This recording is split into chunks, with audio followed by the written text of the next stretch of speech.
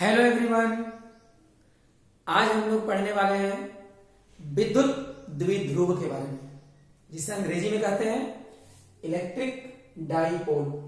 यहां विद्युत का मतलब विद्युत आवेश और द्वि माने दो, ध्रुव यहां बिंदु को व्यक्त करेगा।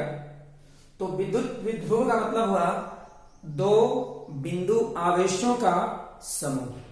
लेकिन यहां ध्यान रखना है, दोनों बिंदु आवेश परिमाण में समान होने चाहिए और उनका चिन्ह एक दूसरे के विपरीत होना चाहिए, तथा उन दोनों बिंदु आवेशों के बीच की जो दूरी है होना चाहिए निश्चित, लेकिन बहुत ही कम। तो हम लोग परिभाषा कैसे देंगे?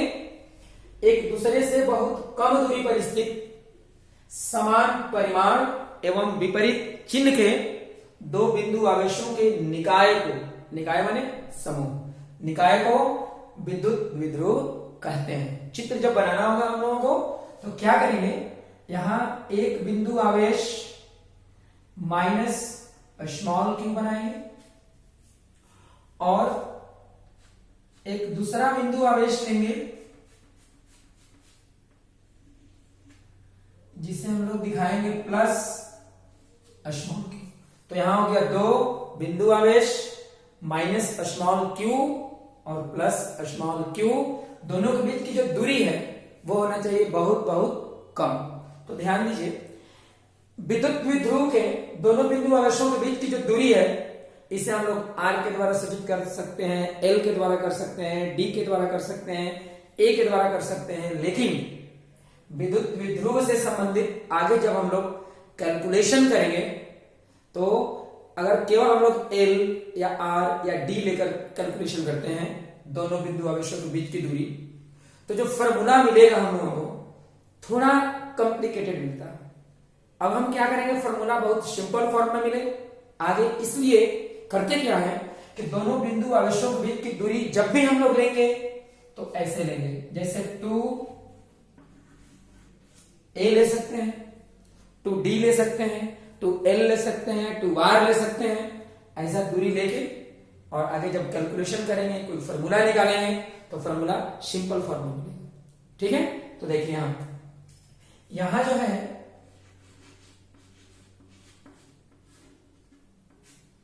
टू ए क्या हुआ, विद्युत द्विध्रुव के माइनस क्यू एवं प्लस क्यू बिंदु आवेशों के बीच की दूरी है। विद्युत द्विध्रुव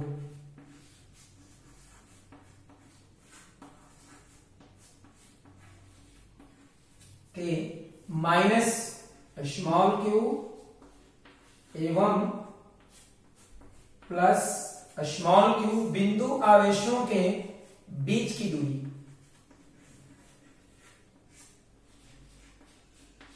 बिंदु आवेशों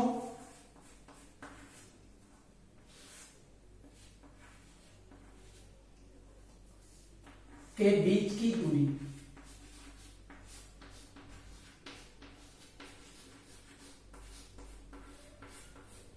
एक और बहुत जरूरी बात याद रखना है, जब भी कोई पूछे कि कोई भी विद्युत द्विध्रुव हो तो विद्युत द्विध्रुव का कुल आवेश कितना होगा, कुल आवेश, तो दोनों आवेशों को जोड़ेंगे तो माइनस क्यू और प्लस क्यू को जब ऐड करेंगे आप जोड़ेंगे तो क्या मिलेगा, जीरो।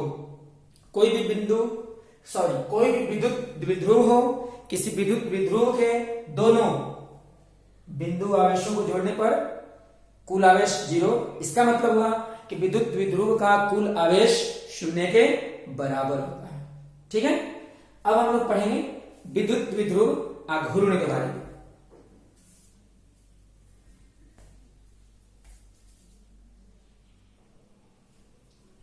कोई भी विद्युत द्विध्रुव कितना शक्तिशाली है इसका माप किया जाता है विद्युत द्विध्रुव आघूर्ण के द्वारा।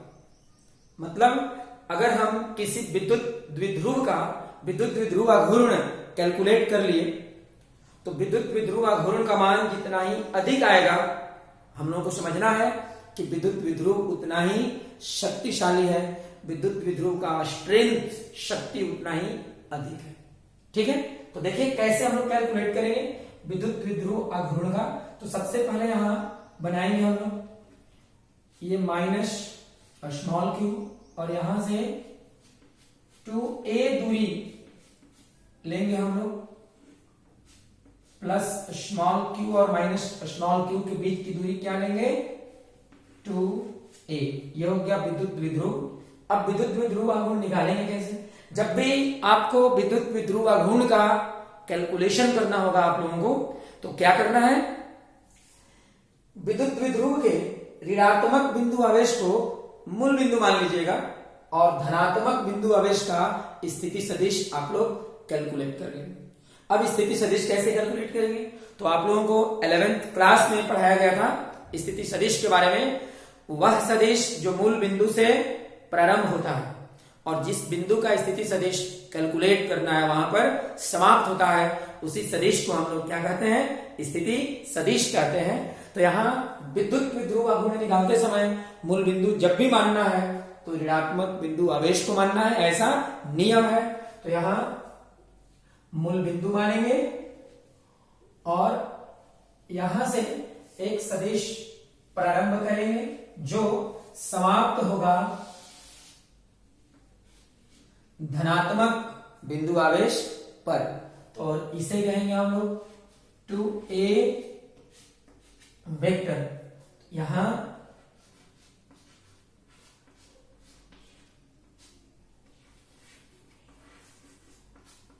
टू ए वेक्टर बराबर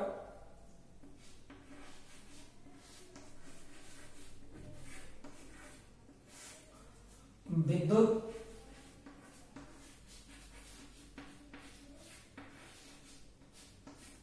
द्विध्रुव के माइनस स्मॉल क्यू के सापेक्ष प्लस स्मॉल क्यू की स्थिति सदिश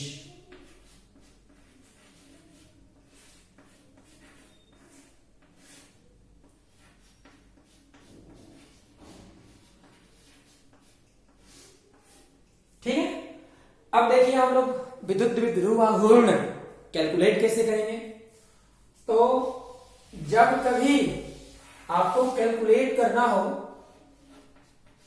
विद्युत द्विध्रुव आघूर्ण तो क्या करना है कि किसी विद्युत द्विध्रुव के दोनों में से माइनस क्यू या प्लस क्यू दोनों में से किसी भी एक बिंदु आवेश का परिमाण ले लेना है। आवेश का परिमाण चिन्ह छोड़ देंगे तो परिमाण हो जाएगा। तो या तो माइनस क्यू का परिमाण लेंगे तो भी क्यू होगा और प्लस क्यू का परिमाण लेंगे तो भी क्या होगा, क्यू होगा। तो दोनों में से किसी एक बिंदु आवेश का परिमाण लेंगे और ऋणात्मक बिंदु आवेश के सापेक्ष धनात्मक बिंदु आवेश का स्थिति सदिश लेंगे और मल्टीप्लाई कर देंगे यहां। तो क्या निकल जाएगा, विद्युत द्विध्रुव आघूर्ण का कैलकुलेशन हो जाएगा। तो आपसे अगर कोई पूछे किसी विद्युत द्विध्रुव का विद्युत द्विध्रुव आघूर्ण किसे कहते हैं तो क्या जवाब देंगे, विद्युत द्विध्रुव के दोनों में से किसी एक बिंदु आवेश का परिमाण एवं ऋणात्मक बिंदु आवेश के सापेक्ष धनात्मक बिंदु आवेश के स्थिति सदिश के गुणनफल को उस विद्युत द्विध्रुव का विद्युत द्विध्रुव आघूर्ण कहा जाता है। ठीक है, यहां पर विद्युत द्विध्रुव आघूर्ण हो गया। अब परिमाण निकालेंगे हम लोग कैसे, पी वेक्टर का परिमाण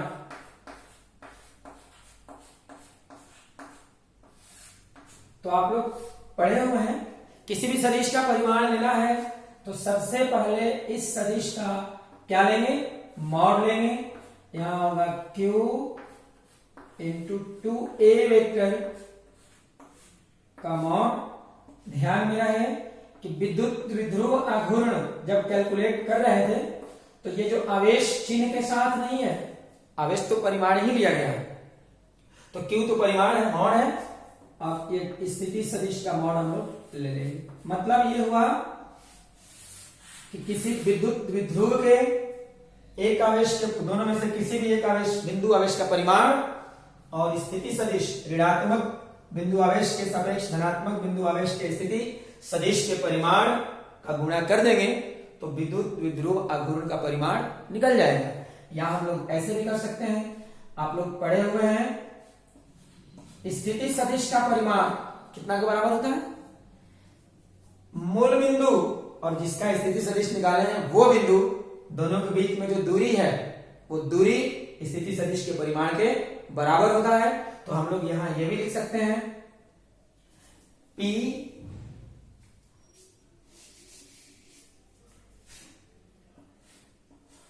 equal to Q into 2A।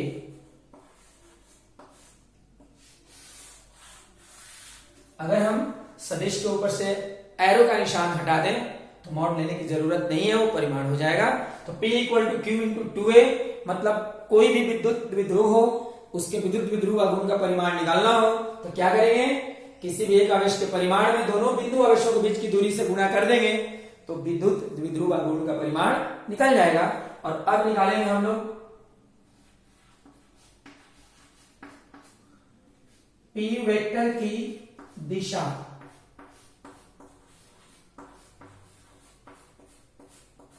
देखिए P वेक्टर की दिशा किधर होगी, 2A वेक्टर की दिशा, 2A वेक्टर की दिशा।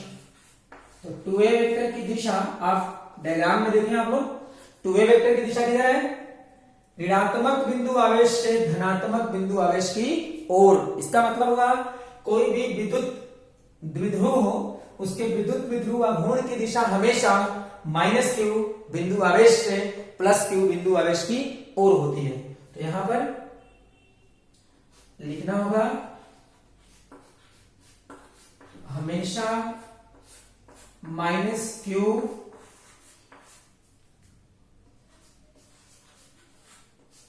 बिंदु आवेश से +q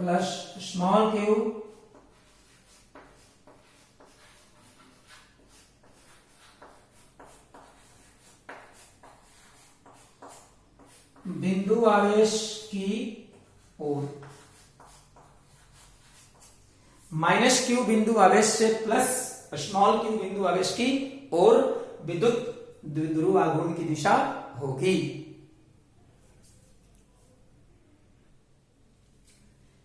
अभी जो हम लोग पढ़ रहे हैं विद्युत द्विध्रुव आघूर्ण, तो विद्युत द्विध्रुव आघूर्ण जो है Q इंटू 2A वेक्टर, ये कौन सी राशि होगी, सदिश राशि। विद्युत द्विध्रुव आघूर्ण एक सदिश राशि है और इसका पढ़ेंगे हम लोग मात्रक, विद्युत द्विध्रुव आघूर्ण के मात्रक। विद्युत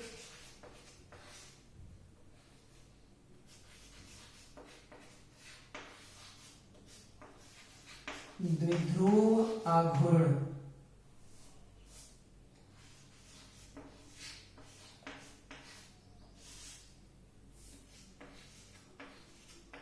के मात्रक। तो देखिए आप लोग विद्युत द्विध्रुव आघूर्ण के मात्रक, कोई भी भौतिक राशि हो मात्रक निकालना हो तो क्या करते थे आप लोग, पहले फॉर्मूला और फिर क्या लेंगे, मात्रकों की पद्धति लेंगे, किस पद्धति में हम लोगों को विद्युत द्विध्रुव आघूर्ण का कैलकुलेशन करना है। तो देखिए आप लोग SI यूनिट्स में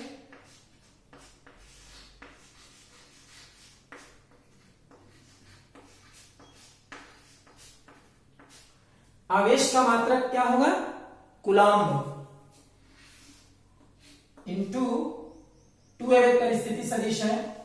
स्थिति सदिश का मात्रक वही होता है जो दूरी का मात्रक होता है। और फिर लिखेंगे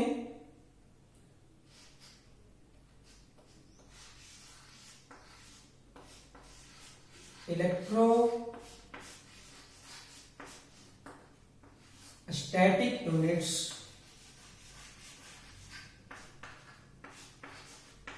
के सीजीएस सिस्टम में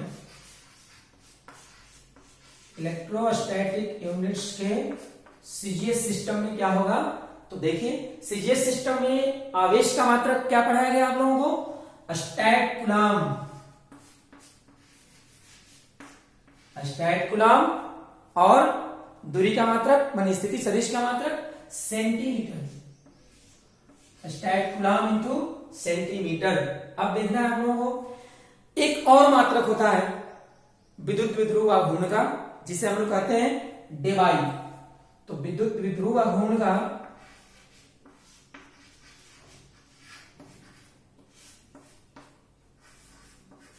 विद्युत द्विध्रुव आघूर्ण का एक अन्य मात्रक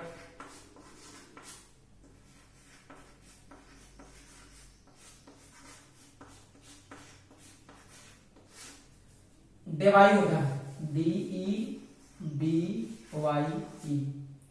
डेबाई।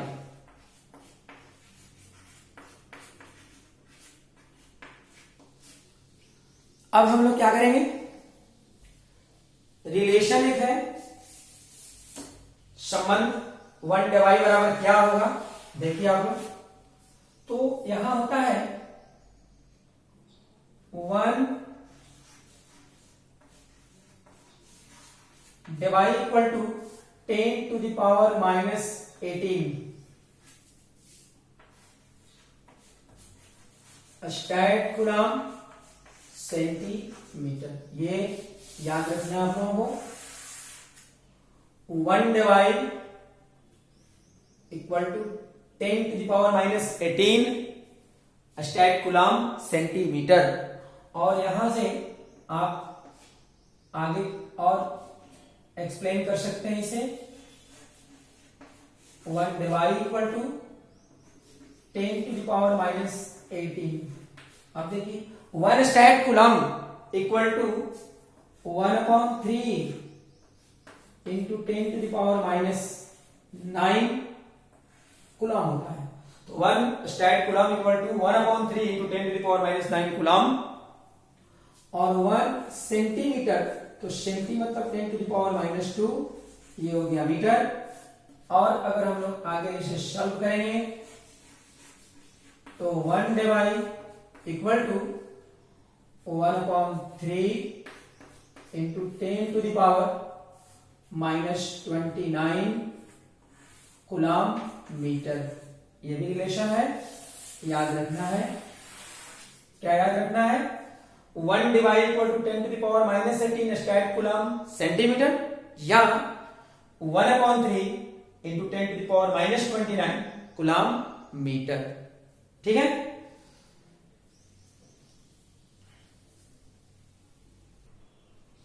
तो अब हम लोग को पढ़ना है विद्युत द्विध्रुव आघूर्ण का विमीय सूत्र। P वेक्टर, ये है विद्युत द्विध्रुव आघूर्ण, लेकिन जब इसे हम लोग स्क्वायर ब्रैकेट के अंदर बंद कर देंगे तो क्या हो जाएगा, विद्युत द्विध्रुव आघूर्ण का विमीय सूत्र हो जाएगा। तो यहां दायां पक्ष में होगा Q इंटू 2A वेक्टर का विमीय सूत्र, आवेश का विमीय सूत्र होता है AT, और स्थिति सदिश का L, तो हो जाएगा ATL। ठीक है, तो ये आज हम लोग क्या क्या पढ़े, विद्युत द्विध्रुव क्या है और विद्युत द्विध्रुव आघूर्ण क्या है, इसके बारे में पढ़े। ये जो विद्युत द्विध्रुव आघूर्ण अभी जो हम लोग पढ़े हैं, केमिस्ट्री में भी आप लोग 11th क्लास में जब पढ़ रहे होंगे, केमिकल बॉन्डिंग, जब आप लोग पढ़ रहे होंगे केमिकल बॉन्डिंग केमिस्ट्री में, तो वहां भी एक बार आप लोगों को विद्युत द्विध्रुव आघूर्ण के बारे में बताया गया होगा। कब, जब आप लोग मॉलिक्यूल में पढ़े होंगे पोलर और नॉन पोलर मॉलिक्यूल, ध्रुवीय और अध्रुवीय मॉलिक्यूल, तो वहां पर आप लोगों को बताया गया होगा विद्युत द्विध्रुव आघूर्ण के बारे में। लेकिन थोड़ा ध्यान देना है सभी स्टूडेंट, फिजिक्स में विद्युत द्विध्रुव आघूर्ण की दिशा यहां जो लिया जाता है हमेशा ऋणात्मक बिंदु आवेश से धनात्मक बिंदु आवेश की ओर, लेकिन केमिस्ट्री में आप लोग पढ़े होंगे विद्युत द्विध्रुव आघूर्ण की दिशा धनात्मक बिंदु आवेश से ऋणात्मक बिंदु आवेश की ओर। तो कभी भी आप लोगों को फिजिक्स में अगर विद्युत द्विध्रुव आघूर्ण मिलेगा केमिस्ट्री में आप लोग अगर पढ़ चुके हैं तो कंफ्यूजन में नहीं पड़ना, ये अपना अपना एक्सप्लेन करने का तरीका है। फिजिक्स में -q से +q की ओर विद्युत द्विध्रुव आघूर्ण का दिशा लेकर और तब हम लोग विद्युत द्विध्रुव को एक्सप्लेन करते हैं। केमिस्ट्री में +q से -q की ओर विद्युत द्विध्रुव आघूर्ण की दिशा लेकर और तब हम लोग एक्सप्लेनेशन करते हैं। ठीक है।